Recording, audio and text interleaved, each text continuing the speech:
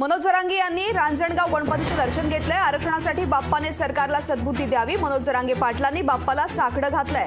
मनोज जरांगे पाटलांनी अष्टविनायकांपैकी एक असलेल्या पुण्याच्या रांजणगाव महागणपतीचं दर्शन घेत आरती केली आहे। यावेळी मराठा आरक्षणासाठी बाप्पाने सरकारला सद्बुद्धी द्यावी असं साकडं बाप्पाला घातल्याचं सांगितलंय। पण बाप्पाने जरी सद्बुद्धी दिली तरी सरकार ऐकणार नाही असं म्हणत मनोज जरांगे यांनी सरकारला डिवचलंय। दरम्यान मनोज जरांगेंच्या पदयात्रेचा आजचा मुक्काम पुण्याच्या वाघोली परिसरामध्ये असेल।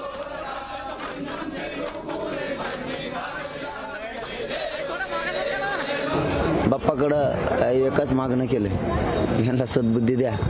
आलो जवळ, आले ठेप्यात आले, नाही तर सद्बुद्धी आम्हीच देणार आहेत। मग त्यांना 2 दिवस राहू किंवा 1 घंटा राहू, आता सुट्टी नाही।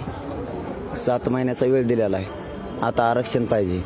आमच्या ज्या मराठा समाजाच्या लेकराच्या हिताच्या मागण्या त्या पाहिजे, त्याशिवाय माघार नाही। बाप्पाने जरी त्यांना सद्बुद्धी दिली तरी ते ऐकायचे नाहीत, कारण खोड असती।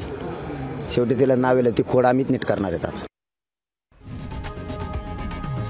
लोकशाही मराठी ऐका, पहा, जागरूक रहा।